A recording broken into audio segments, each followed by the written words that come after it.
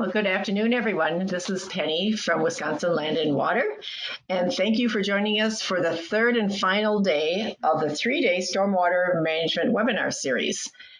And again, I guess just keep yourself muted, send in your questions to the chat line, and I'm going to turn it over to Leif now to tell you a little bit more. Hi, this is the 20th annual Spring Stormwater Workshop that my department has put on. After the in-person version fell through a couple months ago due to the coronavirus pandemic, we decided to try and do it online, and we really appreciate Penny facilitating that for us. So I'm going to give a little background on each of the presenters. For the first topic, in a lot of the wet detention basins that I've seen, often the water level will drop, and then it'll drop some more, and then it'll drop some more until there's almost no water in the basin. And I've seen this any number of times, and usually when you see it, you also see little holes in the side of the basin. So I asked Arnold Grayler if he would talk about dealing with muskrats. He's one of the leading experts in the state on it. Bernie, I'm not able to pull up the short bio that you sent me very readily, so perhaps you could give your own background as a brief introduction. I will turn it over to you. All right, thank you, Leif. My name is Arnold Grayler.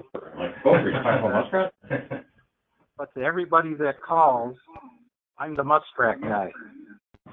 After 50 years of doing this, it seems that you become what you do. I got my start answering a call to remove some chicken hawks. Back in the 1960s, there was a $5 bounty on chicken hawks, and I didn't know what a chicken hawk was. So rode my bicycle to Juneau, saw the clerk of courts, asked him what a chicken hawk was, and he said, "Son, any hawk you bring in here is a chicken hawk." Well, the times have changed, and along with that, muskrats and other things also. Hopefully this echo isn't too bad, but I'll do my best to work through it. Lately, muskrats have been expanding rapidly in southeastern Wisconsin. And I think this is due to some sort of climate change. We get warm, wet summers, our winters are not as harsh, and as a result, their numbers are multiplying rapidly. And they are causing tremendous amounts of damage. And if they're not trapped, their populations will spike and do tremendous damage to your earthen structures, basins, and other water structures. I think that's where the main problem comes from. All right, Leif, if you can slide 2.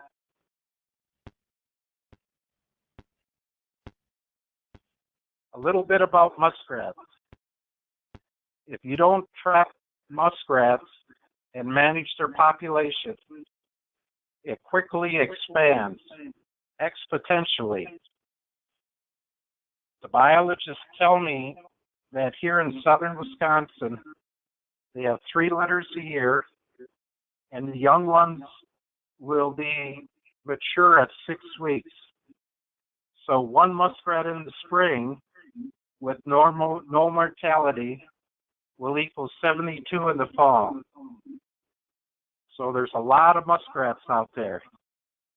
And as a result, my phone rings nonstop in the spring, because that's when people see the damage caused by the muskrats. And what you normally see is the burrowing in the berms, the shorelines, and the water levels decreasing. And as a result, that's a lot of repairs that need to be due. Slide number 3. A lot of people have tried to mitigate problems with muskrats, and there's been some notable failures. Perhaps the biggest one was when we had the flooding on the Mississippi River and the massive levees failed. And the Army Corps of Engineers were able to determine that the problem originated with muskrats. They burrowed into the levees. That created a soft spot, and the water pressure burrowed through. Some more local examples are a couple years ago, School Section Lake. If everybody remembers the earthen dam, over several years, the muskrats burrowed through and the dam collapsed. Every day in the spring, I get calls from homeowners, municipalities, and the DNR on muskrats causing shoreline damage. And every year it's getting more and more. And as a result, we need more trappers to keep their numbers in check. Next slide. Even though this is mostly on muskrats, another animal that's becoming more problematic are beavers. I did not see a single beaver in southeastern Wisconsin till 1975. Now there are beavers in all our waterways. Muskrats cause a lot of damage. Beavers cause even more. A muskrat will burrow and cause your structures to fail. Beavers, conversely, will dam up your water flow and flood everything in the area. Even municipalities run into this. 4 or 5 years ago, right at the Elm Grove Village Hall, 2 beavers flooded up a creek and flooded all the homes' basement in the neighborhood. No one would ever have thought that beavers would have been in Elm Grove. They're in downtown Milwaukee and virtually every waterway throughout southeastern Wisconsin. And beavers cause way more damage than muskrats. Our friends in northern Wisconsin have been dealing with beavers for decades. This is something new in southern Wisconsin, and I predict it's going to become more prevalent. So start thinking about beavers also. Same type of trapping, but a little more potential damage and importance that you get a trapper out there and get them removed quickly. Next slide. Perhaps the biggest damage that the beavers cause are plugging up culverts and drainage ditches. It does not take long for that water to flood. I just got done doing a job at the Kohl's department store headquarters. 2 beavers flooded up one spot and flooded about 60 or 70 acres, and even the basement of some neighboring condominiums. This was how fast can you get out there, because the damage was substantial. How 2 rodents can find the perfect spot to put their dam that would flood that whole area amazes me. But that's what they do. And that's why it's important when they show up at your structures that you give us a call, because the damage increases very quickly. In northern Wisconsin, they primarily will plug up the culverts which flood the roads. And to the lumber companies up there, it floods out their lumber tracks, causing a lot of damage. So both cases, it's important to remove them as soon as possible. Next slide. All right. Once they do show up, and by the way, they will, who are you going to call? Fortunately, there's a lot of folks and agencies out there to help you. The first call you should make is to your local DNR wildlife biologist. Every county has one, and they can kind of direct you. They can tell you what permits you need, who's available, and if you can relocate them or if they have to be removed. So give your DNR biologist a call. The next call should be to the local municipality, because sometimes they have additional permits, and you want to do things right. Most of the times it's just, who are you and what's you out here doing? And sometimes they can help you, but use them and communicate with them. If you're dealing with beavers, the USDA APHIS, they do this quite a bit of, and they got 2 offices in our state, one in Rhinelander and one in Pond. They will come out and trap the beavers for you. It's just a process of sending your information and coordinating with them. We in the Wisconsin Trappers Association are also here to help. Our link there is to a list of trappers in every county who are available to help you. Some will do it for minimal, others will charge a little more. Most of the time it depends on how far back you're in, what time of the year it is, and what the prevailing beaver pelt prices are. Higher the pelt prices, the lower you're likely to require to pay. Middle of the summer, way back in the back 40s, they're going to ask for a little bit, but they're doing you a service. So all these agencies are here to help you. Next slide. All right. There are a lot of regulations. The easiest time to remove these animals is when there's an open season on them, and that's the open trapping season. And what you need to get is a copy of the Wisconsin DNR trapping regulations. And the trapping seasons are mostly in the fall and winter months. At that time, it'll be the easiest. Minimal number of permits will be needed. However, if you need to remove them during the summer months or when the season is closed, then you need to get a nuisance permit. And there are actual guidelines for that. And you see the link there. A couple key points on those guidelines. If you're going to trap them yourself, you don't have to generate a permit. But if you're going to have somebody come and do it, you will designate them as your authorized agent.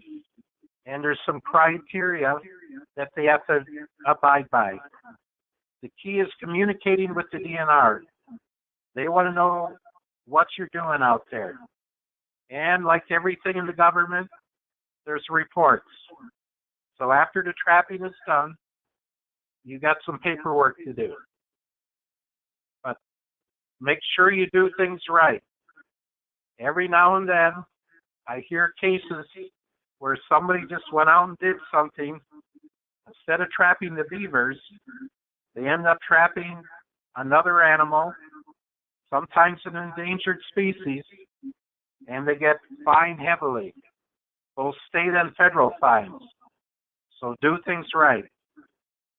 If in doubt, call the DNR. They will guide you. Next slide.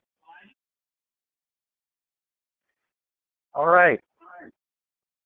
Animal problems are getting more and more on the TV in the fall and the winter. It's coyotes chasing pets. This time of year, it's muskrats and beavers. Later in the summer, it's raccoons and woodchucks. This statement, I think, sums it up pretty good.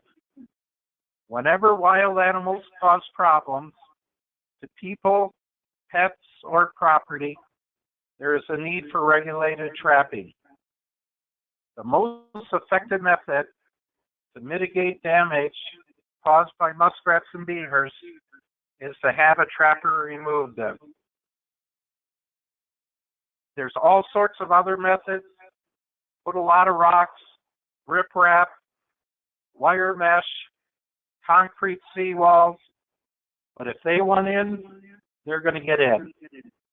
Trapping is the best method.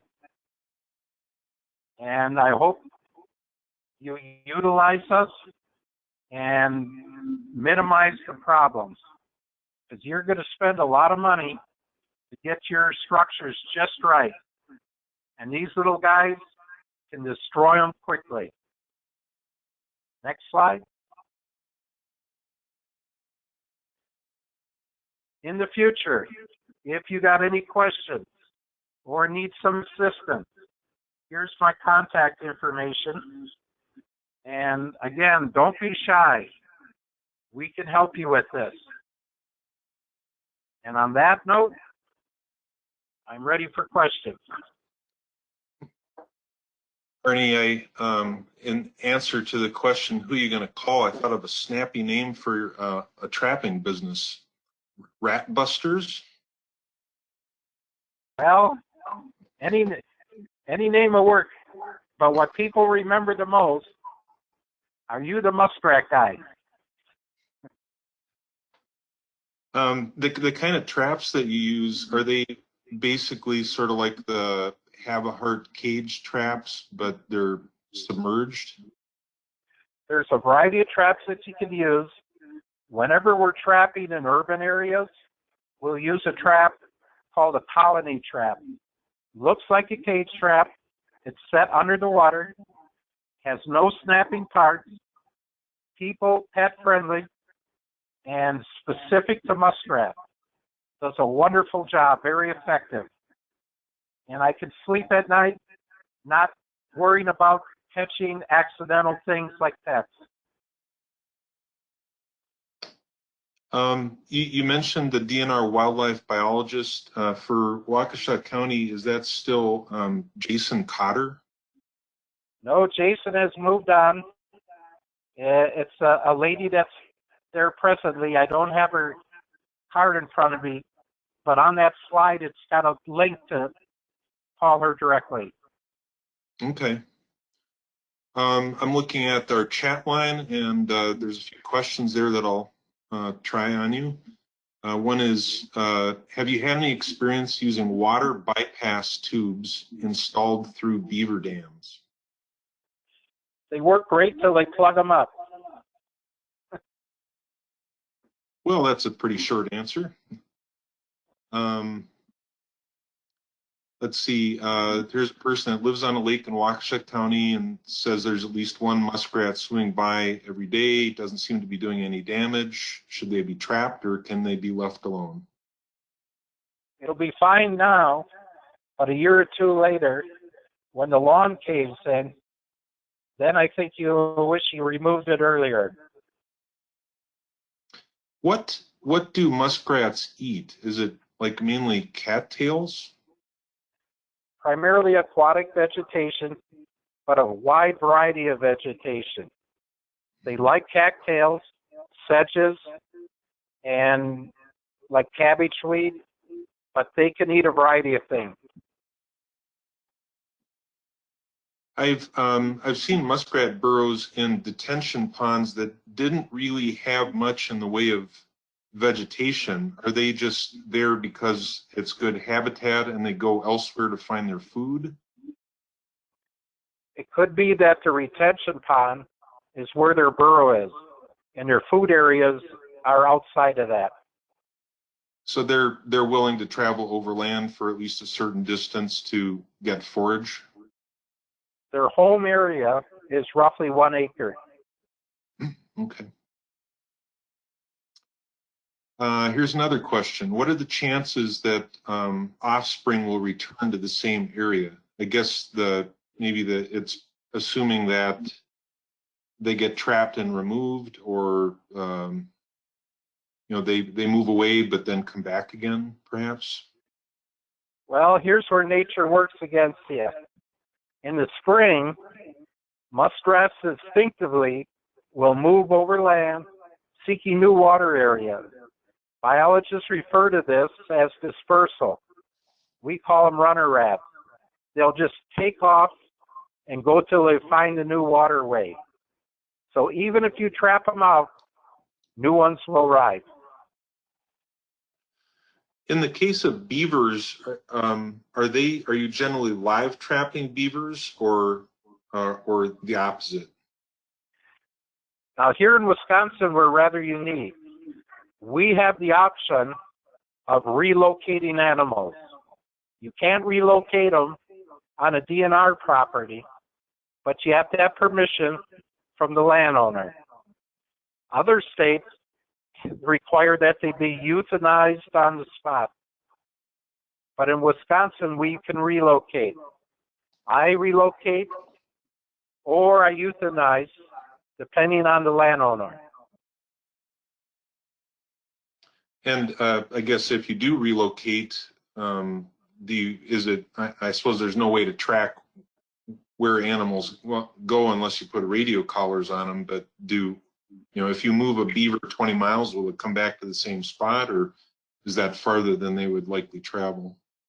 At 20 miles, you're good. If you take a raccoon, go about 5 miles, drop it off at a city park, it'll beat you back. They get great homing instinct. I generally try to get them as far away as possible, 20 miles being good. The problem is when you relocate animals, you might be spreading diseases. If that beaver has tularemia, for example, you could be inadvertently spreading that disease. DNR biologists would prefer that you euthanize. Public opinion, there's some ladies in particular, don't want the little guy hurt, so we relocate. Here's another question from the chat. Is the colony trap placed above or below the water surface? Can they be placed within existing tunnels? I guess I don't know what a colony trap is. Yeah, that question, in Wisconsin, the colony trap has to be totally submerged, and you place it right in the burrow entrance under the water.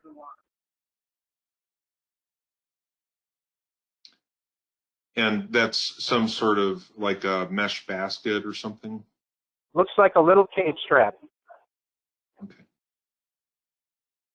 Another question. Are there any effective non-lethal deterrent methods for muskrats, for example, scents or chemicals? They work for a day or two, so the muskrat gets a little more hungry. They'll chew off those leaves with the stuff on and eat the rest. And then one more question. You briefly mentioned groundhogs. If one is under a residential deck, should it be relocated?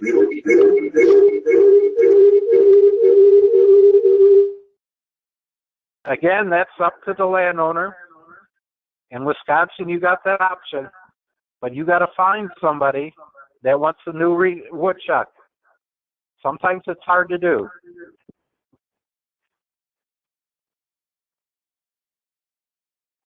Okay, well I'm not seeing any other chat questions, so unless somebody has something else, I think that I will say thank you very much for taking the time to present, and really appreciate the information.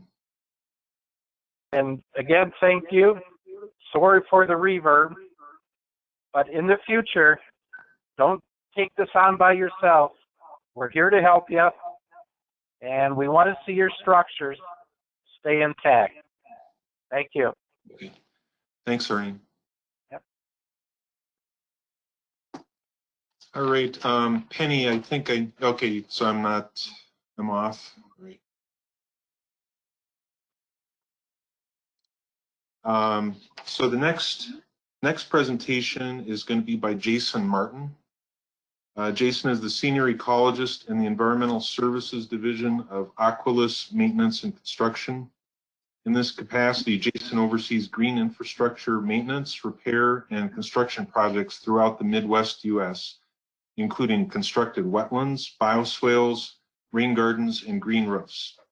He also assists clients with their permitting and stormwater fee credit application, inspection, and reporting needs. And what he's going to be talking about is chloride and zinc contamination inhibiting the functionality of mitigated wetlands used as stormwater BMPs. I'm not going to go into the full abstract for Jason. You can explain that, I'm sure, better than I can. So Jason, why don't you go ahead? All right, thank you. And thank you everybody for taking the time out of your days to tune in to listen to our talks today. So as Leif said, I'm the senior ecologist at a company called Aquilus Stormwater Management. If you're not familiar with this company, we're a national company. Our home office is in Raleigh-Durham, North Carolina. I actually work out of an office in East Central Indiana, and a lot of the projects I work on are primarily Midwest U.S., including Wisconsin. A lot of our clients are big box store based, but we also work with residential clients and smaller property owners as well. Primarily, we are a post-construction stormwater maintenance company. So after the stormwater infrastructure has been put in place, we come in the back end and help clients manage and monitor and repair those facilities. What I particularly specialize in, as Leif said, is the more kind of green aspects of stormwater systems, primarily green infrastructure assets, your stormwater, bioswales, rain gardens, as well as constructed wetlands. As a part of the constructed wetlands part of the business that I manage, we also deal with a lot of wetland mitigation projects. The wetland mitigation projects tend to be a little bit of a bear for our clients to manage, because they're not just obviously a straightforward concrete basin that you can just kind of go in and deal with. You have to manage them very specifically according to local and federal regulatory ordinances. So what I'm going to be talking about today is a research project that we've been collaborating with Dr. Suzanne Byler from Manchester University, which is located in East Central Indiana, during which we're trying to figure out, by collecting some data on a group of the wetlands that we monitor, is there ways to kind of improve how these things function and improve the efficiencies and effectiveness of how we manage our mitigated wetlands, particularly ones that are part of stormwater systems. So I'm sure that most everybody, if not everybody that's here today, is familiar with the concept of wetland mitigation. But I just want to kind of very, very briefly go over the concept of what compensatory mitigation is, just to make sure everybody's on the same page in terms of the terminology.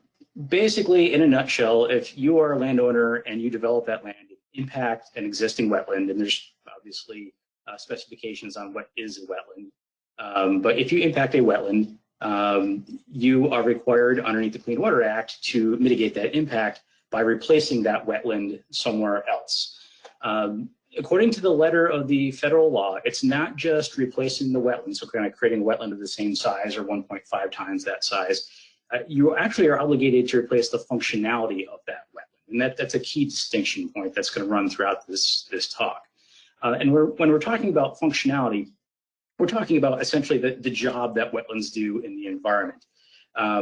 Dissipating stream energy, preventing flooding, naturally breaking down contaminants and materials, or storing, intercepting heavy metals from flowing into public waterways, so on and so forth.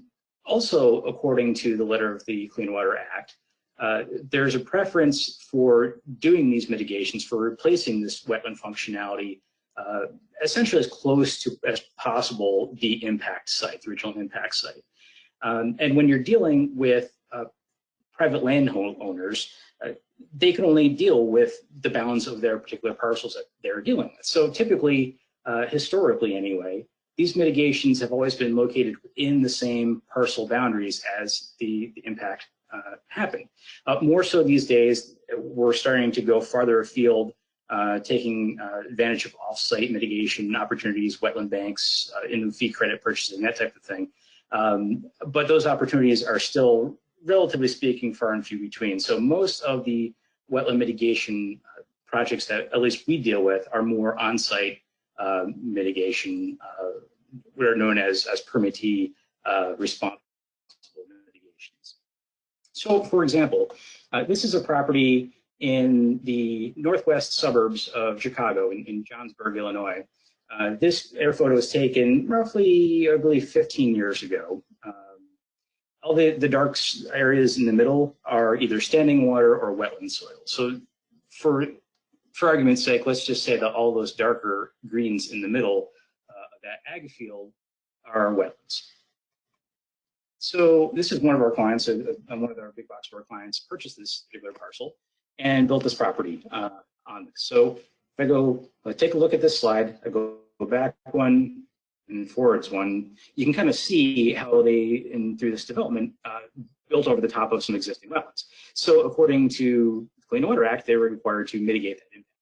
So as a result, they built 3 wetland cells, one here, there's a big one in the middle, and one down here. And the final product, this is kind of what it looks like today. Now, these are not just independent wetlands. These are wetlands that are also tied into this particular store's stormwater system. They're often designed in this way because you have to have a water budget feeding into the particular wetlands that you construct. So a lot of times developers will take advantage of stormwater flow off of impervious surface to feed the stormwater systems that are also mitigated wetlands. So in this particular property, all the water that hits the parking lot and roof impervious surfaces flows through your underground stormwater piping to the southwest extended detention retention basin into a central hemimarsh cell up to the northwest emergent marsh cell, and then out to a creek that flows off-site. So in order to be deemed successful, according to the Clean Water Act, in developing these wetlands, you have to meet certain performance standards that are typically tied to the vegetation that you install in these wetlands. So when you have your permit underneath the Clean Water Act for building a new wetland, whether it's independently placed wetland or one that's actually incorporated into a stormwater system, you still have to meet standards over the period of roughly 5 years of survivorship of your planted species, percent cover of native versus invasive species, so on and so forth. But the interesting thing about this is these success standards underneath most permits that I've seen and I've experienced have nothing to do with replacing functionality or measuring functionality of the wetland, which is the letter of the Clean Water Act. That's what you're supposed to be doing. So the goals set out as what is success of a constructed wetland are not usually tied to actually creating an actual existing functional wetland. So from the ecological perspective, what you really want to shoot for, and from a management perspective as well, you want to shoot for functionality. Because if you have a functional wetland, you're going to have to manage it less. A functional wetland is one that does not have as frequent invasion of invasive species, for example, as a functional wetland would be. A functional wetland is one that has seeds coming into it from outside seed sources that you don't have to go back in and manually reseed over time. So really what you want to shoot for is a functional wetland, because those are what's going to be giving rise to maintenance of the structure that you need to have to be maintaining these things with maintaining minimal management impacts into them. So does the actual wetland mitigation work. And at least in terms of incorporating constructed wetlands into stormwater systems, my opinion and the opinion of several other research projects that have been undertaken over the years throughout the Midwest is not really. These other studies have found anywhere from 70 to up to almost 90% of constructed wetlands in the states of Illinois and Indiana have failed to meet those compliance standards that were set out for them in their permits. And this is mainly due to either the planted vegetation doesn't grow, or the dominant vegetation over time is weedy exotic species that have to be controlled through consistent spraying.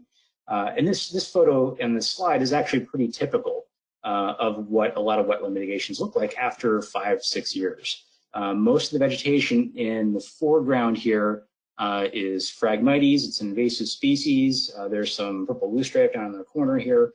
These are all species that would have to be herbicided probably 3 or 4 times a year, or else they're going to fill in this wetland really, really quickly and essentially dry it up, drain it out, so it's not going to function as a wetland. And if this is part of your stormwater system, your basin's going to fill in, and it's not going to be able to have the capacity that it actually needs to have. So these are 2 examples of what we typically see in some of the stormwater wetland mitigation sites that we manage.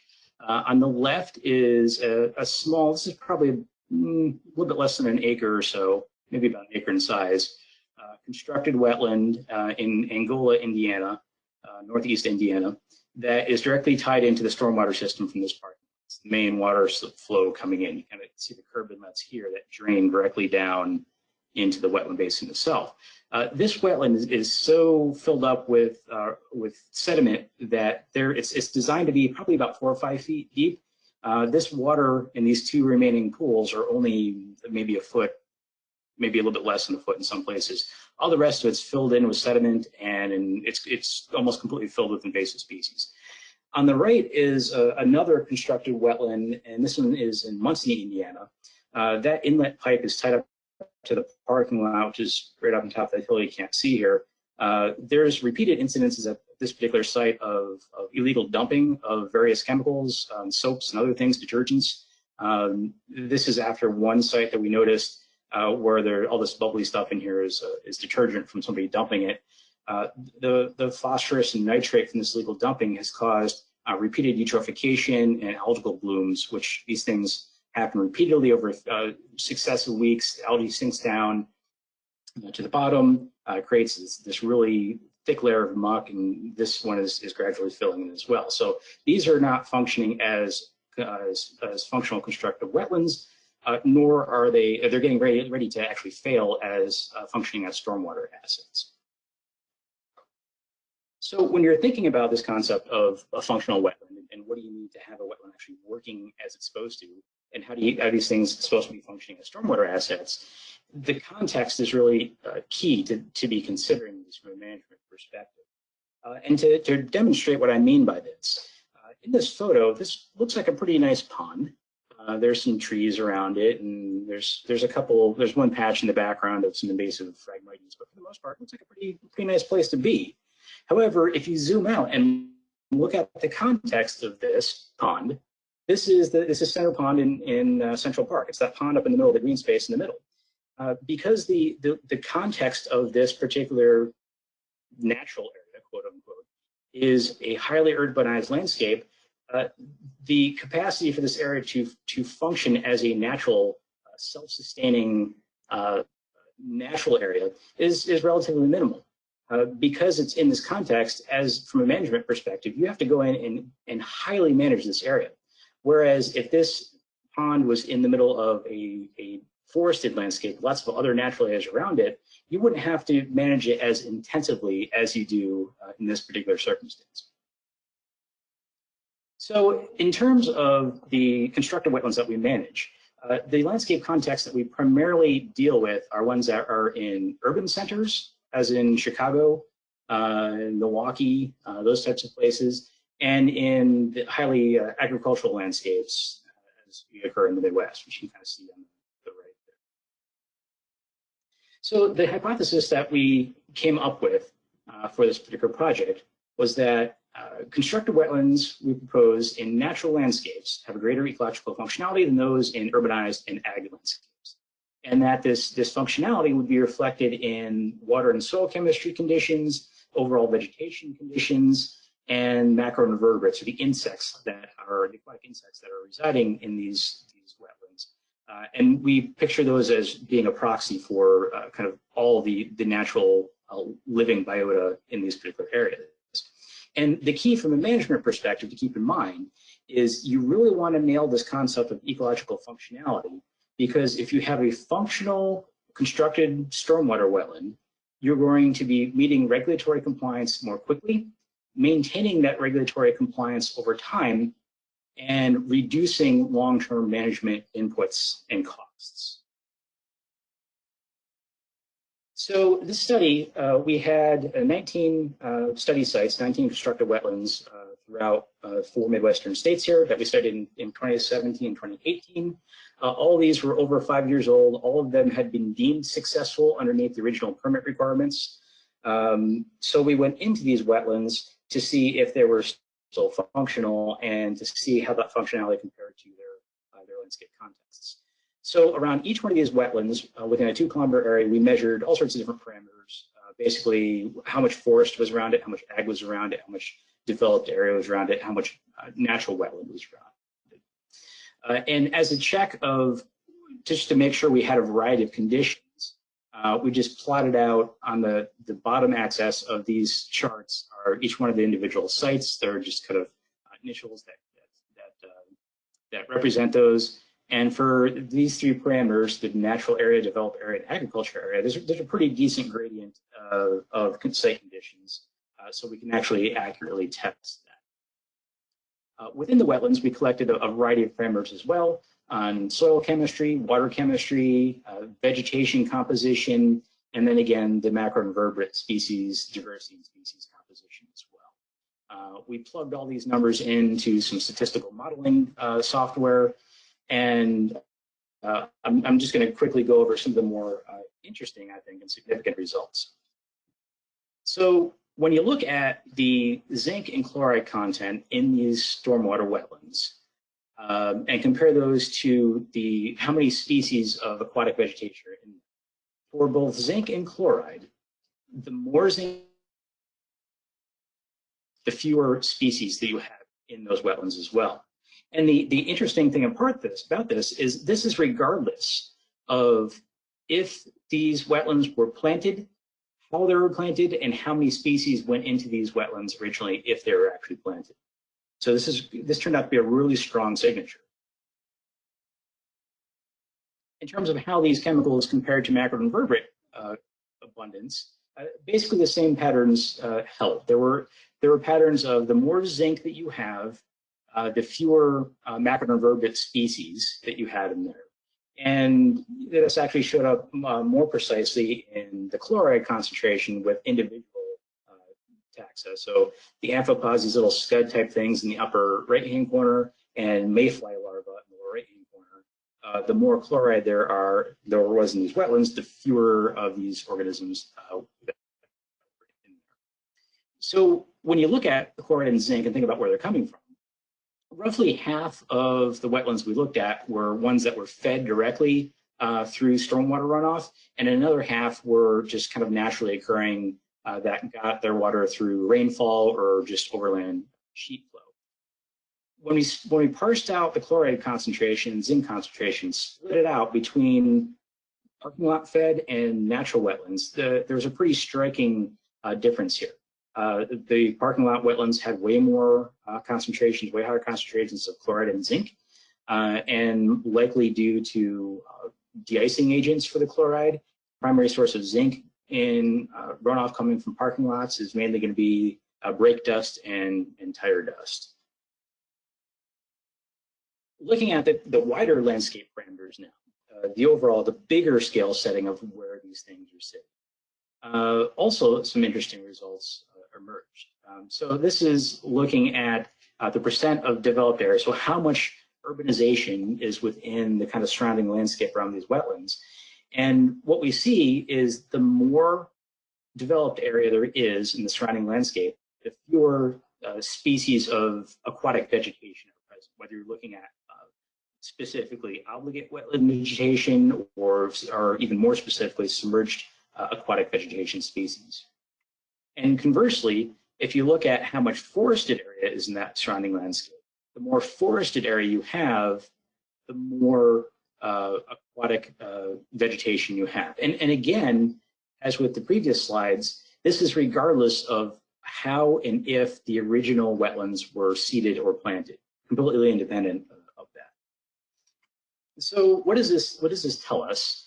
One, urban landscape stressors, this is not kind of earth-shattering, this is fairly common sense stuff. Urban landscape stressors such as parking lot runoffs carrying heavy metals like zinc and chloride negatively impact the functionality of constructed wetlands. However, constructed wetlands that are placed in a larger landscape that is more natural, so the more forested area, more natural wetlands around it, will do better, will support greater diversity, therefore function more naturally and more independently and need less management over the long term. So this suggests that the landscape context of these constructed wetlands is really, really important when we think about where we're going to build these artificial wetlands. So using knowledge of that landscape context, knowing what's around that particular wetland, and not just what is immediate around it, but what's around it on a larger scale, is really important in helping us guide the creation of where we're going to put these wetlands and also how to prioritize management actions as well. So for what we're thinking next of what to do with this data, since we kind of have this, we're working on developing the signature of what it is, what variables can be used to predict what is going to be a healthy constructed wetland and what is going to be a constructed wetland that's going to require minimal management impacts. We can take this data and start to build a spatial predictive model where we can look at potential sites where we want to build wetlands and determine if it's a good idea to build a wetland in that particular location. So if you look at this example here, this is completely just kind of pulling it out of thin air. If this is a landscape where we're trying to figure out where's the best spot to build a wetland, if you look at one in the middle of the urban center here, you can kind of logically think that maybe that's not the best idea if we build it out here, even though it's more of an agricultural landscape. Maybe there's more wetlands around it that may function out there a little bit better. The other thing you could do with this is take a series of already pre-existing constructed wetlands.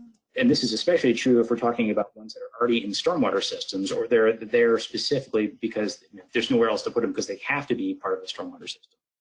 But you can use this predictive model to prioritize the limited resources that you may have. If this urban constructed wetland, for example, if you're managing this full suite, you know that this urban constructed wetland is going to be having ongoing problems with invasive species.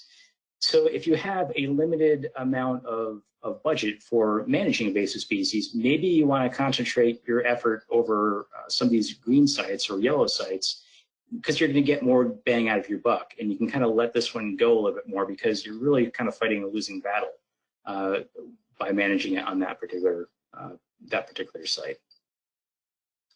So we vision this tool as one that could be used for guiding and prioritizing management actions of existing constructed wetlands and a way to allocate those resources.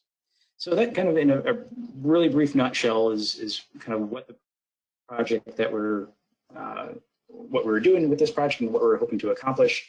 And with that, I'll be happy to answer any questions you may have. If you think of other stuff after today, you can feel free to email me, or you can email Dr. Byler as well. She's still involved in this project.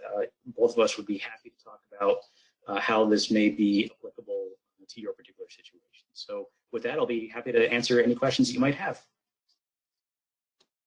I get the impression that if you're trying to do trying to use a wetland for urban stormwater treatment, the idea of making one that's, you know, ecologically diverse and so on is probably a losing battle. And the thing to do instead would perhaps be to say, well, you know, we're not going to have a pristine wetland here. What are the 3 or 4 species of plants that we could plant that will survive the abuse from the runoff? And you know, we'll just have to plan to go in 3 times a year and remove invasive species.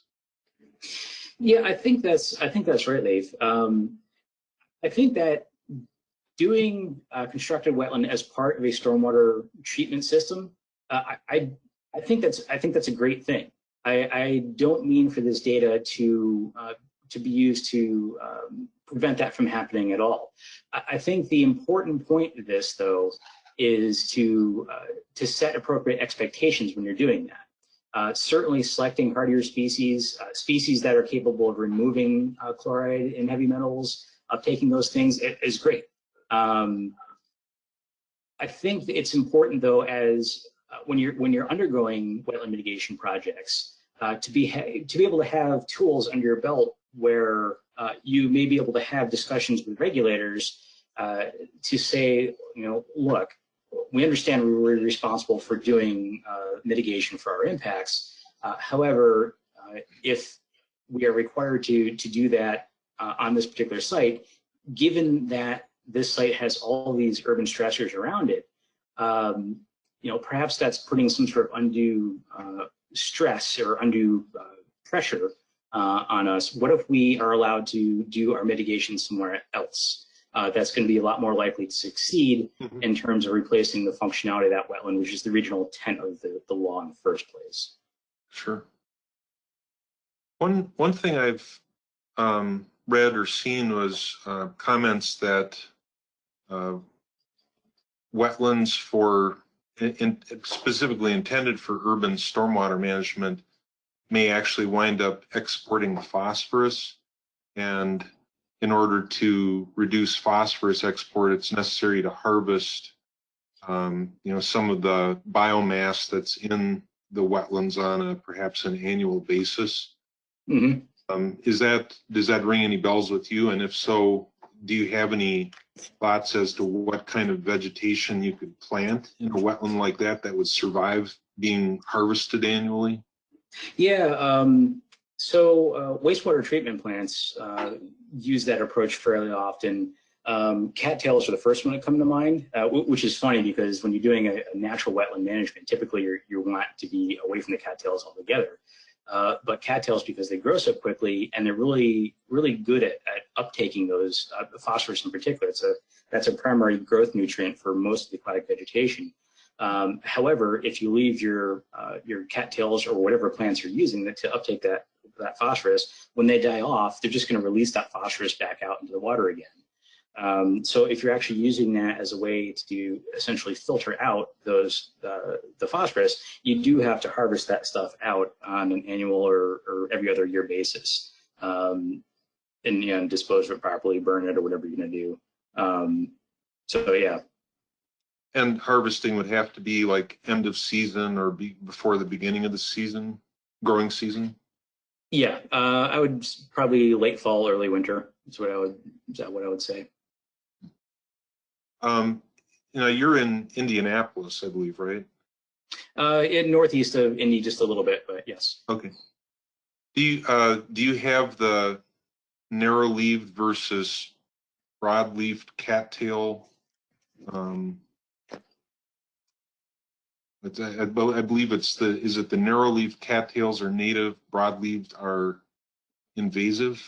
Yeah, and so when I do I also handle our post-construction compliance monitoring for the wetland mitigation projects that we manage as well. From the researchers that I've talked to, those two species hybridize pretty regularly. When I am in any kind of disturbed environment, so urbanized landscape, what have you, even though the plants look like they're broadleaf or narrowleaf, I mean, the safe bet is just to assume that they're the hybrid. and to treat them as one that is going to be readily taking over that wetland. We never, from a management perspective, have a goal of eradicating cattail completely, because you're never going to do that. We typically set a goal of maintaining open water areas when they're designed to be. So basically maintaining a perimeter around those open water areas, knocking back the cattail as much as possible. So yeah. Have a couple chat questions here. How did the wetland function that you showed, where the big box stormwater first flowed through 2 stormwater basins, then to a restored wetland? Yeah, that one's actually a neat site. So that one we refer to as a stormwater treatment train approach, and that one's specifically designed to minimize the impact of the stormwater flow into the wetlands themselves. So by having that extended retention basin that it flows through first, the water flows through first before the runoff hits the wetlands itself, that gives the water, gives the particulate and chlorides and things a chance to settle out. We actually sampled chloride throughout the series of that flow, and you could actually see the chloride dropping out of the water column as you hit that wetland. There still was impacts to the wetlands themselves, but by having that almost treatment basin that flows through first, that did seem to mitigate some of the impact. I think another way you could think about this is instead, if you don't have an extended retention basin, you could do things like run your water through green infrastructure, through bioswales, or other types of green assets that are specifically designed to trap and to remove heavy metals and chlorides before it hits your constructed wetland. And that would help minimize impacts in that area as well. When you say chloride dropped out, it sounds like when you say dropped out, does that mean you think like a sedimentation process is happening? Yes, yeah. I mean, you'll have chloride particulates that get attached to suspended sediments. So when you take your chloride measurements within the water column itself, you can see it getting less and less. It doesn't flow all the way through with the water. So yes, it's literally sinking down to the bottom and sedimenting out. Okay. Here's another chat question. Do you have to get the roots when you harvest the cattails, or is just cutting it down good enough? Oh, that's an interesting question. I would say if you're using your cattails specifically as a way to harvest out the chloride, for example, I would say don't worry about the roots, because you want those cattails growing again next year. So if you just mow off at the water line the above ground portions of those plants, you're taking the chloride that's contained within those leaves or the phosphorus or whatever it is, and taking it off site. And by leaving the root structures, you're allowing those plants to grow back next year and to continue harvesting. Whereas if you rip the whole thing up, you're going to maybe have to wait a year or two for that biomass to come back again naturally.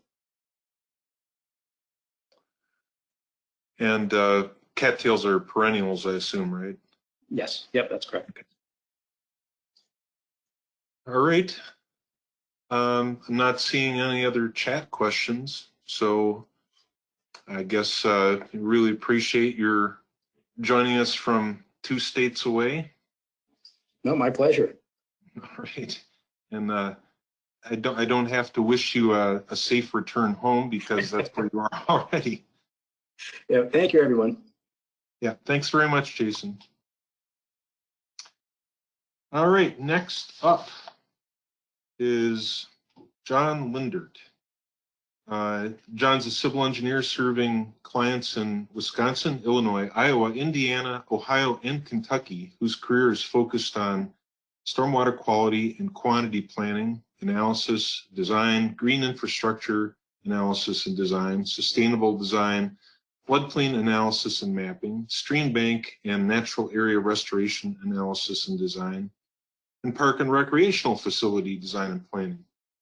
He's a past president of the Wisconsin section of the American Society of Civil Engineers, and currently serves on the CSWEA Wisconsin Watershed and Stormwater Committee. He's also a member of the Fox Wolf Watershed Alliance, North American Stormwater and Erosion Control Association, or NASICA, and Friends of the UW-Madison Arboretum. And he's going to talk about taking credit for leaf management, which is a hot topic for many, many municipalities. And when this was originally planned, it was supposed to be a really timely topic because it was about 2 weeks before our MS4 annual reports are due, but I guess better late than never. John? So I was saying in mute a bit ago that I serve MS4s throughout the state. Lately, we've been doing some of these total phosphorus credit, leaf credit analyses over the last 4, 5, 6 months. And this is for the interim TP reduction credit for leaf management programs. And we'll talk a little bit about that. So some outline here. We're going to look at some background MS4 TMDL requirements, some compliance options, where this fits in with that, looking at street trees, leaf collection, some of the requirements, specific requirements from that document that the DNR released, the process that we've used to get at some numbers, and then some results from 4 different communities, some of the challenges we had, future evolution of this credit, and lessons learned. So just some background on MS4. Permits require 20% TSS reduction. It used to be by 2008. It's just in the permit now. It used to also be a 40% TSS reduction by 2013. That got rescinded. Of course, that's a little bit old now since TMDLs have come forth and kind of blown some of those numbers out of the water. I just put all our TMDLs, or most of them, here in this chart, showing when EPA approval was, and then the TSS and TP ranges depending on reach. I just kind of took a look at a few of these. So we're looking at TSS from 20 to 88% requirement, and TP from, let's just say, 14 to 88, and which is considerable. And so whatever you can do to increase your existing conditions reductions, the better. This credit comes in into that. So the way we look at it at Strand is, first we want to understand the DNR rules, and we're heavy into grant writing and getting communities grants for doing the stormwater quality modeling and updating their stormwater plans. And more recently, with our grant applications, we've added the TP leaf credit analysis into that so that you're getting that funded up to 50%. And so the modeling tells you where you are in existing conditions. And of course, there's different ways to comply with your TMDL through design and construction of BMPs within the municipality, and or soft practices like street sweeping, and then water quality trading, watershed adaptive management. Some things to know, of course, on this are DNR is going to require you to get to a certain level of reduction within your community, 20% to get to 20%, which is your MS4 requirement before doing water quality trading. And just for example, in Yahara Winds or the watershed adaptive management here in the Madison area, they're requiring you to get to 40% TSS and 27% TP before you buy into water quality trading at a reduced number for getting agricultural BMPs out on the landscape. So that's just kind of an overview of the lay of the land on TMDL compliance. The other background is street trees and leaf collection. I think a lot of people, if we've been tuning into a lot of Bill Selbig and Roger Bannerman studies over the years, kind of know what this is. The pictures on the right with the leaves in the street that create the leaf tea that run off with dissolved phosphorus. And so if there's ways to stop that through leaf collection, that's a good thing. Just some bullet points here. A USGS study in Madison, Roger and Greg Fries, 2013 to 2018 or thereabouts. I was involved with a leaf bagging pilot project with Roger in his neighborhood as part of the Winger Watershed Plan, Lake Winger Watershed Plan down in Madison. And shortly after all this, the DNR came out with this credit guidance document in 2018. Since then, the USGS and League of Municipalities and others that have been contributing to studies in Fond du Lac and Oshkosh. I believe that was 2018 and 2019. And Bill Selbig most recently gave a presentation in March that some of you may have tuned into. So this is out on the forefront here, and we're trying to apply this credit to a number of communities. And these are the TP credit requirements that are in that document summarized. So your basin or watershed has to have less than a 70% TP reduction. Your land use must be medium density residential with no alleys. You must be in curb and gutter drainage, and you must have a 17% canopy over the street at a minimum, which they equate to 1 mature tree and 80 linear feet of curb. That's what the document says. And then the leaf collection program eligibility, certain things you have to do there are to prove these things: municipal ordinance prohibiting leaf placement in streets, policy allowing piles or bags of leaves and terrace for collection. Leaf collection occurs 4 times within October, November, and that we'll talk a little bit more about that. Depending on where you are in the state, that becomes kind of an issue on your programs. Street sweeping within 24 hours of leaf collection, and no leaves are left in the street overnight. So this is pretty prescriptive, and if you don't meet these, you have to change your program. And you will find out a little bit here about how DNR has had a little bit of flexibility in that interpretation. So this is the process that we've used kind of to visualize it for everybody. So typically you're going to have some GIS layers, wind slam watersheds from your water quality modeling, your land use, wind slam land use, and curb and gutter. You'd have to have a curb and gutter layer, I guess. And then GIS, you'd have a terrace tree layer. Typically that comes from a forester from your city. We found that most communities have some level of terrace tree layer. So that the graphic on the bottom is just from Monona, kind of how this kind of all fits together. It's a little bit hard to see, but we got some bigger blow-ups of that later. And then what we do is we're confirming this eligibility for tree density as well as your medium density residential land use. And what we're going to show is that there's an iterative process to get to an optimized watershed to maximize the credit. And I'll illustrate how that works here in a little bit. And if you don't go through this process, you leave a lot of TP credit on the table. And lastly, you document the leaf collection programs. Those are the 5 bullets I mentioned above, and that's compiling a lot of the data and convincing the DNR or putting it in a framework that the DNR can say, yes, you're meeting the intent of this guidance documents, and ultimately you submit it to the DNR. So this is going to be an example from Whitewater. Kind of the first step is, if you're looking at a small screen, you're not going to see this very well, but there's some blue basins in there that had less than 17% TP reduction from the wind slam analysis and the modeling that we did for them. And so that's where you start. These are the basins that might be eligible for the credit. Then you apply your medium density residential land use, and you take a look at where your tree layer is. And if you look at, see the yellow kind of color is medium density residential.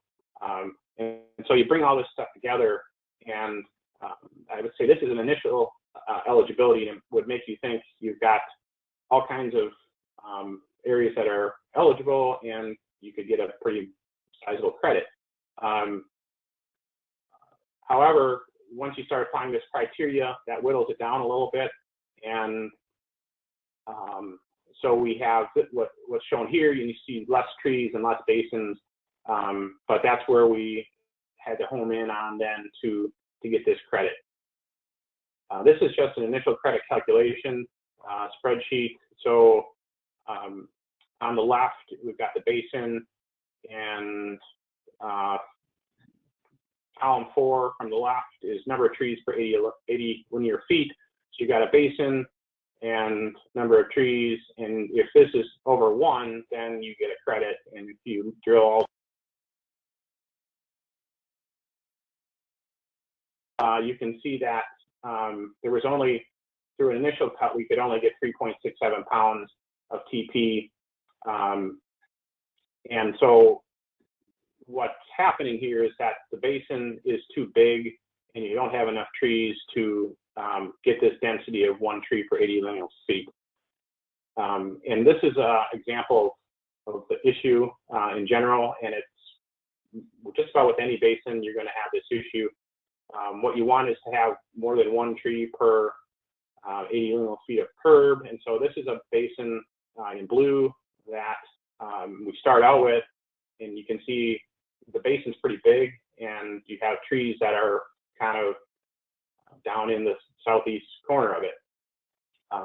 The optimization process that we're calling it is you really need to cut out of this windslam basin down to this orange basin to get yourself to an area that's eligible for the credit. Now, the windslam basins are set up typically on an outfall basis, and that's why you had to cut them down. They weren't necessarily put together to get this credit. I think in the future we may think about that a little bit more, but it's not that onerous of a process, but if you don't do this, you're going to leave a lot of TP credit on the table, like I said. This is just another picture of in Monona what the final deliverable was to DNR. And you can see eligible basins, curb, medium density residential. This gets linked to a spreadsheet, and then it all makes sense. It's relatively simple math, but a lot of background into getting there from a GIS standpoint. This is Whitewater, and before I think we had like 3 pounds, and here we can see 19.1 pounds. That was our final number there, and you can see in green you're eligible if you're greater than 1 tree per 80 linear feet. So the 7th column in is kind of in the middle. This is after the optimization process is done with the watershed, and so we've done this for 4 communities now, and these are some of the results of that. So the 2nd column is if you can kind of put together a rough estimate of what you think you might be able to get from the credit just by looking at how much medium density residential you have, but without looking at the trees and some of that spatial data, you don't. It's kind of estimating it. So the 3rd column in is after we did our initial cut of the, like in Stoughton, we had 66. We thought we could get, the initial cut said you could get 4.9, which is disappointing, of course. But after optimization, we're back up to 37.7, which is 32.8 more than the 4.9. And likewise, you can see how that was playing out in Whitewater, Monona, and Rothschild. Rothschild's still pending. It's just some initial cuts in Rothschild. But the one thing I like to do is take a look at, okay, it costs a certain amount of money to do the analysis, and you get this credit, 37.7 each year, right? So what we do is we do a 20-year net present worth to talk about the initial expense of doing the analysis, and then the amount of credit you get each year. So it's a $29 per pound of TP. It was in Stoughton, and you can see it varies a little bit per community depending on the eligibility for the credit. So I would say that number, whether it's $29 a pound or $99, is very cost effective in getting TP credit. We've been running our analyses in this way for a number of clients, and we've seen BMPs cost in the range of $1,000 to $10,000 a pound per TP, average $3,000, maybe $2,500, maybe a little bit less, but regardless, scales of magnitude bigger to construct a BMP to get the same amount of credit. So this is somewhat similar to the double ring infiltrometer work that the DNR allowed people to do for grass swales, and so sort of these desktop analyses to get you credit are way more cost effective than designing and constructing BMPs themselves. So this I wanted to show you. We actually got a letter from the DNR. I believe it's the first one in the state where they've committed to a credit that Whitewater can apply to TMDL compliance. have Monona and Stoughton have also have something similar, except it's an email. I prefer the letter. So pretty happy to work with the DNR to get to this point. Some analysis challenges on the program eligibility side. On the left, it should really say criteria / municipality.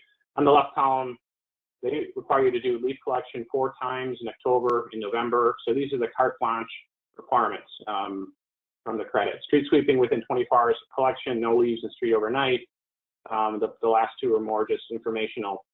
But what we found is if we go to leaf collection 4 times in October or November, some of the communities like Stoughton, Monona were already doing that. Stoughton equivalent to 7 collections, 4 to 6 in Monona, and they were smack dab in October, November. Whitewater, being a little bit further south, had it really didn't see their leaves dropping till late October and mid-November, and so that doesn't really align with the DNR criteria. And then even Rothschild, if you think about it, they're way up north, and so they were seeing, their leaf drop is late September to early November. So this requirement of 4 times in October, November, all that might occur in September, October in Rothschild. So just something to think about on that end. Likewise, street sweeping within 24 hours of collection. We found that every community is so much different in how they do this that we needed to talk to DNR about what the everybody's program was. So like in Stoughton, they had vacuum collection, and I'll show you a picture in a second, leaving minimal residue. That's the big suction hose that takes the terrace, and then they also do the curb line, leaving minimal residue, and really no sweeper follows there. Whitewater, on the other hand, it's hard to coordinate 24, street sweeping 24 hours after collection if your street sweeping isn't exactly coordinated with your leaf pickup. But in the end, they swept twice in October, twice in November, which equates to meeting the intent really of this. And Monona, again, had the vacuum collection, and the sweeper does follow. So, and then I guess the other thing is no leaves in the street overnight. Typically, we're showing that an ordinance prohibits that, and it really is part of the protocol to not just stop in the middle of the street and leave the leaves out there. I think that's one of the things we found. And then like in Whitewater, they actually bag leaves, and they load the bags in the truck. So they're really not ever leaving leaves in the street overnight. So that was just some of the variation we found in some of the programs. And then, of course, in orange, as I was saying, DNR has been flexible with eligibility interpretations. If the operations meet the intent of the requirements, DNR has granted approval of the program, or with minor tweaks. And I think we tweaked a little bit in Whitewater with their program moving forward. Next is the leaf collection program details that you have to submit. These are ordinances, public announcements, schedule, leaf collection program narrative, photos documenting the collection and sweeping. And that was big. We found that if you have pictures, videos of your operations in action, it goes a long way to them granting approvals. Let's see. So a lot of this information is all over the place for some communities. Typically there's a calendar or a map. So a lot of this stuff has to be formalized before you submit it to something that speaks basically to this criteria a little bit better than it might. This is the leaf collection method. So these are some of the pictures we submitted to the DNR. And you can see in the 2 right ones, the leaf vacuums in Monona and Stoughton. If you look at Monona in particular, it's pretty clean afterwards, and there would be really no need to come back with a street sweeper. So DNR basically is buying into that approach based on this documentation. It's not leaving a whole lot of leaves in the street that should be picked up with a sweeper. Whitewater has bagging, and the picture on the left is was after a rain. I think they put that out there just so we could get some pictures, so it might not have been the best time But certainly they had some leaves out in the street, and they do run their sweeper afterwards. And again, that's what the DNR wants, is they want you to pick up the leaves, and then they want the street to not be littered with leaves after you go through. So Whitewater's doing what they're supposed to. The other thing I talked about before is this regional difference, and so I just took these off the internet. These 2019 fall foliage maps to kind of illustrate.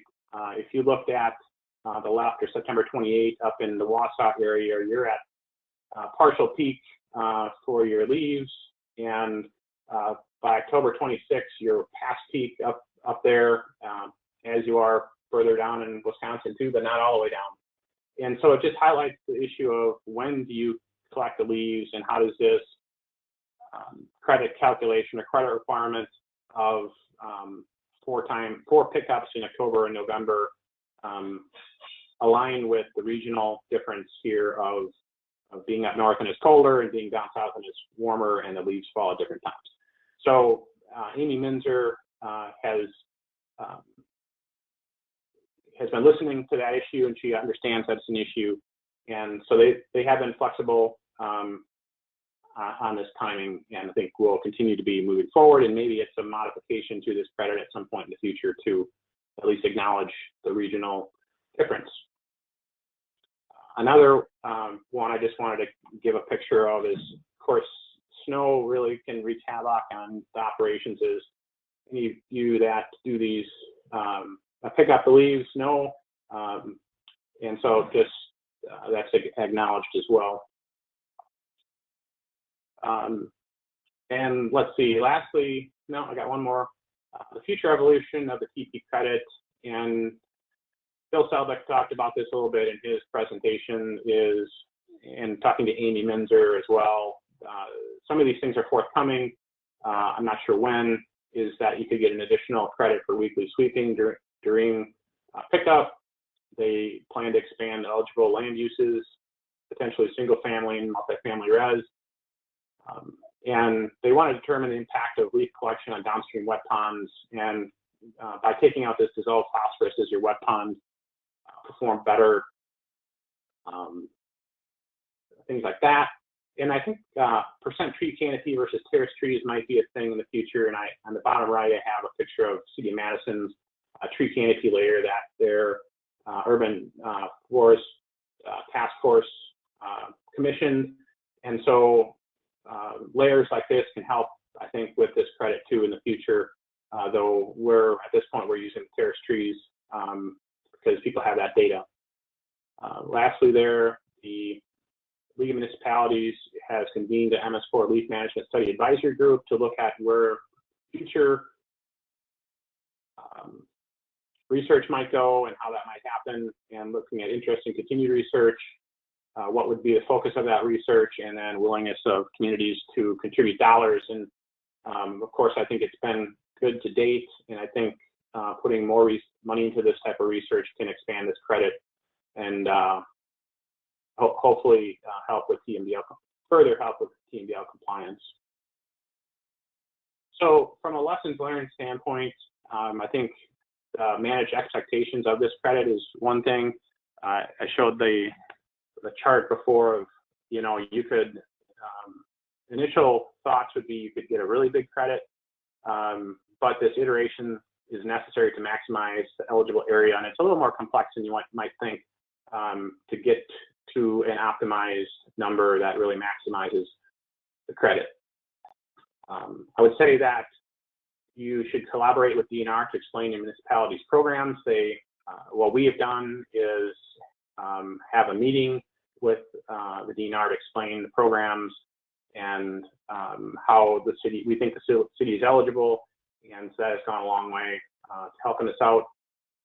Provide a complete submittal to DNR. I think that's paramount to kind of streamline this, and we found that effective as well. I talked about this before. The desktop analysis is more cost effective than constructed BMPs. To keep that in mind, I can't see a scenario where this putting time and money into doing this calculation, if you get a credit, would not be cost effective for most communities that collect leaves. If you have grassline swales and don't really have a program, that's a different story, I guess. One other thing we did was we also use this as a tool to target future tree planting areas to increase the eligible area. If you know a basin is just never going to be eligible unless you add trees, like it gets less than 17%, but it doesn't have the trees, then you can target where you might add trees.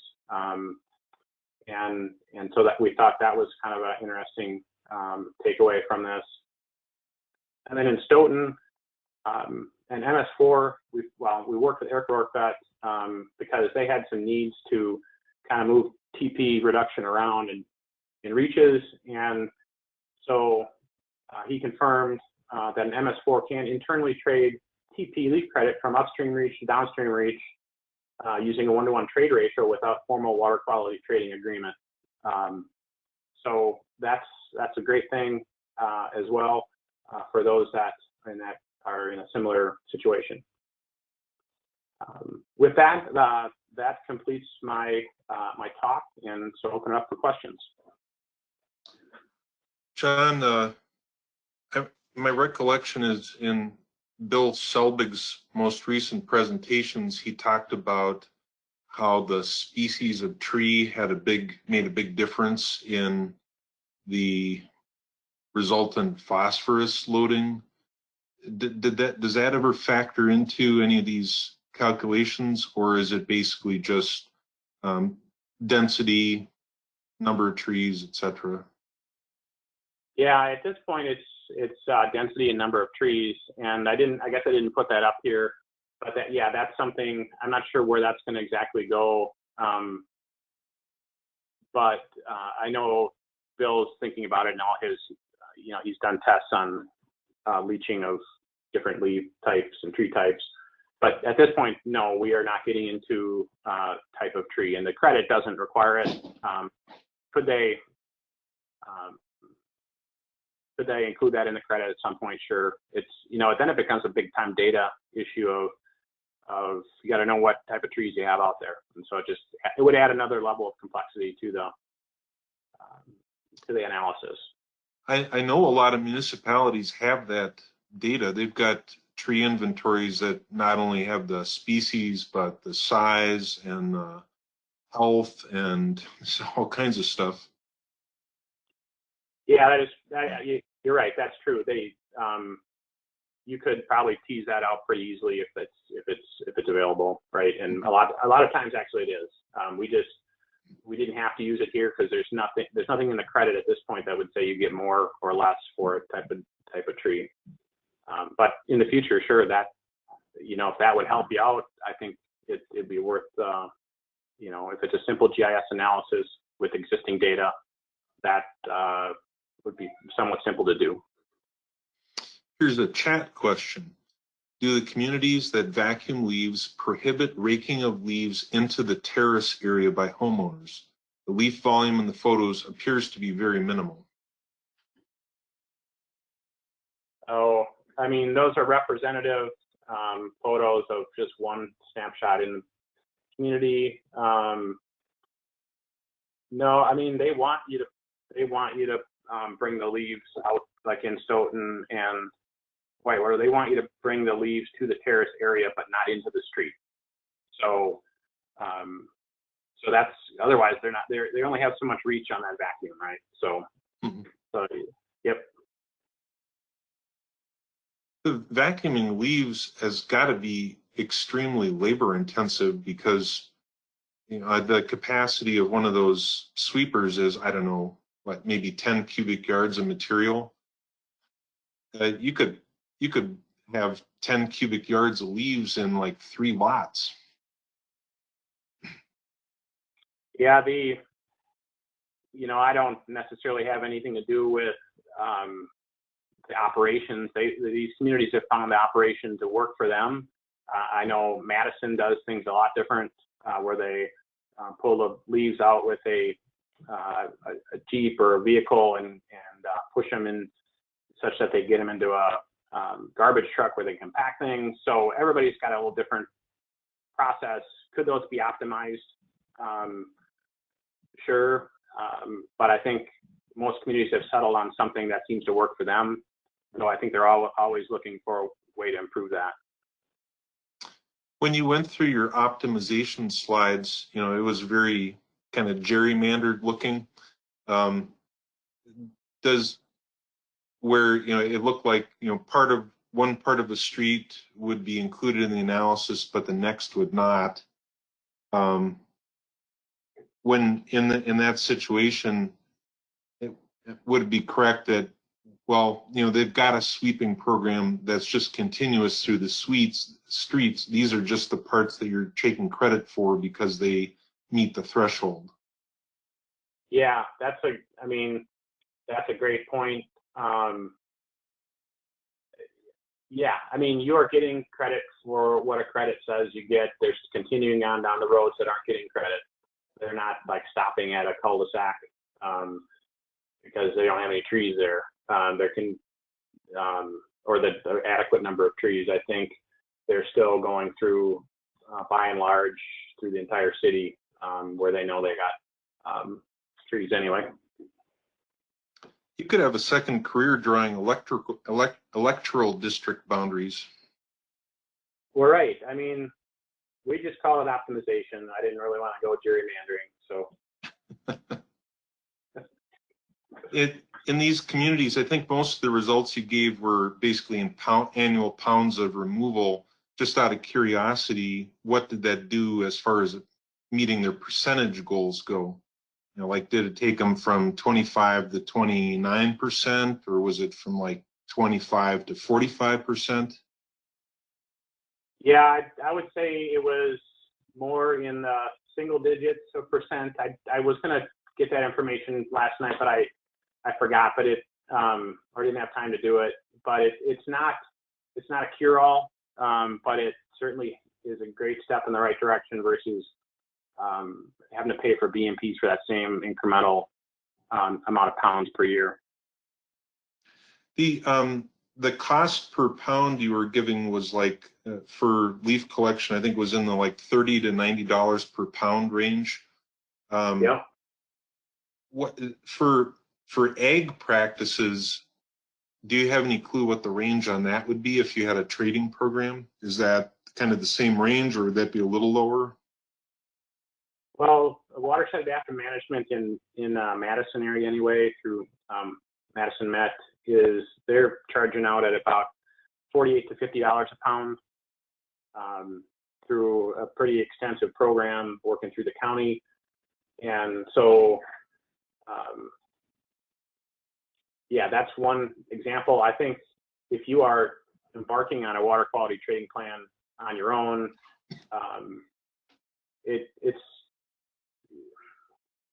I think you'd probably be less than 150, but depends on exactly what you're doing. I mean, there's some trades that might be less than these numbers, like even less than $29 a pound.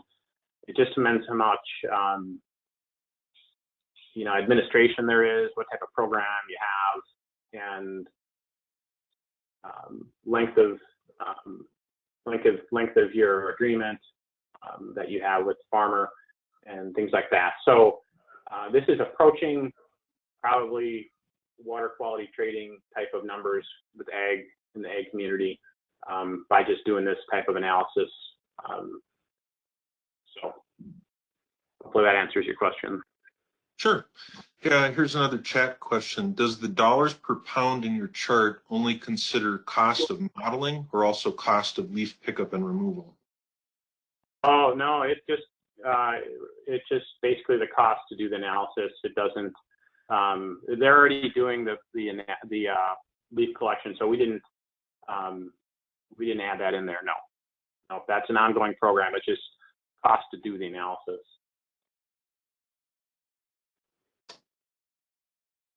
Well, that seems to have exhausted our chat questions. So I guess we will probably wrap it up at that point. Really appreciate your putting this together. I'm sure you were working on it at 1 o'clock this morning. No, it was 9:30 last night, but close. Okay. Well, thanks very much for taking the time to present. You're welcome. And so that, John, was our last speaker for today and for the workshop. And as Penny said earlier, there's a link that she just posted in the chat list that is for the survey about the webinars. If you'd take a few minutes to fill that out, we'd be extremely appreciative, because that's what we use to decide what to do for next spring's workshop. So I will say thank you very much for tuning in, and I'll turn it back over to Penny to wrap things up. Well, thank you, Leif. And thank you to all of our presenters today. So yes, this is our last day of the 3-day webinars, and Kendra will be sending out the PDH certificates at some point in the near future. And if you have any questions or follow-up, please let me know. My email is penny@wisconsinlandwater.org. And thank you to Waukesha County for all your help in this transition from an in-person to a webinar series. It was our first one to do this for, so it's been a good process, and enjoyed working with everybody. So thank you, and if you need anything, let us know, and stay safe and healthy, and we'll talk again some other time. Take care.